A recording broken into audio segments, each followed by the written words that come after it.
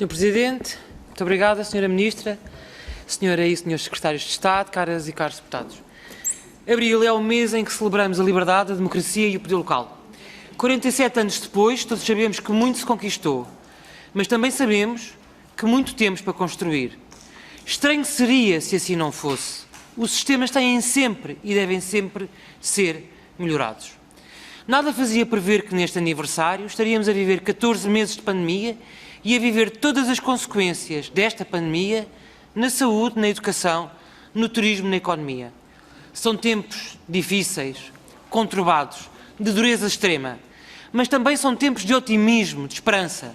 Na verdade, a capacidade de resiliência, de inovação, de implementar soluções rápidas e eficazes e até soluções fora da caixa, como é o caso da entrega dos cartões de cidadão, que noutras circunstâncias muito provavelmente encontrariam resistências, fazem-nos compreender e percepcionar a capacidade enorme de adaptação, de mudança e de transformação que o nosso país tem e que particularmente a administração pública demonstrou. E foi com toda a certeza que quis dizer a senhora deputada Maria Germana Rocha na sua extensa intervenção de 6 minutos, queria com certeza dizer o mesmo e não apontar erros atrás de erros, apontar falhas atrás de falhas, sem nunca conseguir apontar algo bem feito. Sempre que o discurso do PSD for o discurso da demonstração de que a administração pública só erra e só falha, cá estaremos nós, Grupo Parlamentar do Partido Socialista, para dizer que a administração pública tem, de facto, muitas qualidades e os seus funcionários têm, e os seus funcionários muito fazem pelo nosso país.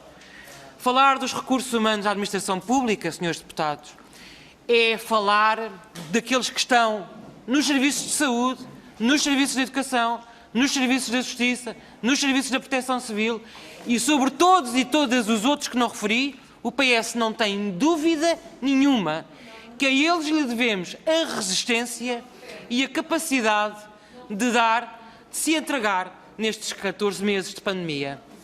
Senhora Ministra, concordamos quando afirma que garantir uma economia robusta a par de uma administração pública moderna será garantir, Sr. Presidente. Temos que manter, digamos, as condições para estabelecer todos os Muito obrigada. Repetindo, concordamos quando afirma que garantir uma economia robusta à par de uma administração pública moderna é garantir a capacidade desta administração pública ser mobilizadora, eficiente na prestação com os cidadãos e com as empresas e transparente nas decisões que executa diariamente. Esta garantia tem de ser dada quer na capacidade de retenção de quadros, quer na capacidade de captar novos quadros, quer ainda na gestão da modernização administrativa, que tem que ser, naturalmente, um objetivo constante. Assistimos na semana passada, Sra. Ministra, à aprovação nesta Câmara de um diploma que altera as regras de uma das carreiras especiais. O PS sempre afirmou estar sensível a algumas das questões que foram aqui apresentadas por esse grupo profissional. Mas também afirmámos que entendíamos que a alteração desta carreira, em sede da Assembleia da República, fazia-nos ultrapassar uma linha vermelha, retirando espaço à concertação social, ao diálogo, pilares, no nosso entendimento, fundamentais de uma democracia adulta. Reconhecemos e defendemos a importância de um olhar global, estratégico sobre a administração pública.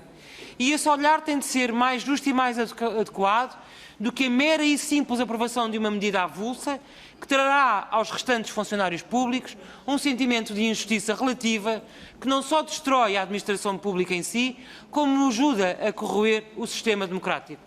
Defendemos alterações, mas não as defendemos a qualquer preço, nem de qualquer forma.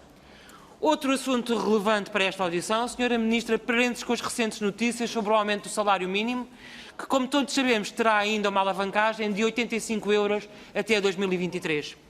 Essa alteração tem, nos termos da Lei Geral de Trabalho em Funções Públicas, repercussões na atualização da base remuneratória da chamada Tabela Remuneratória Única, a TRU.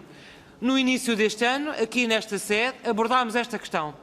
É incontornável manter o caminho da descompressão desta tabela, evitando a contínua diminuição dos níveis salariais nas carreiras gerais.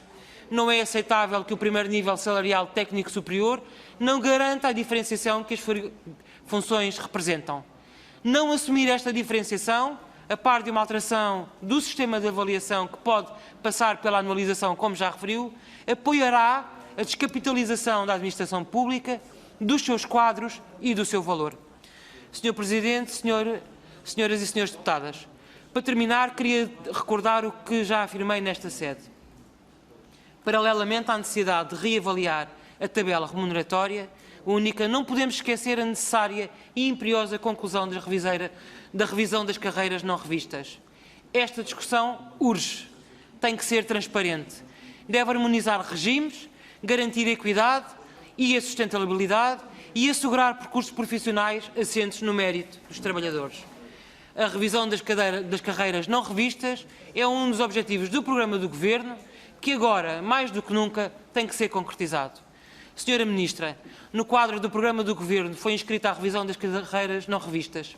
Neste sentido, e porque não defendemos a proliferação das carreiras nem a aprovação de medidas avulsas, gostaria que partilhasse connosco as consequências das alterações que não tenham em si o objetivo geral e abstrato de garantir a equidade entre todos os funcionários públicos e, também, aproveitava para lhe questioná-la sobre as negociações relativamente às alterações do CIADAP e que consequências considera que estas trazem à vida dos nossos funcionários públicos. Muito obrigada.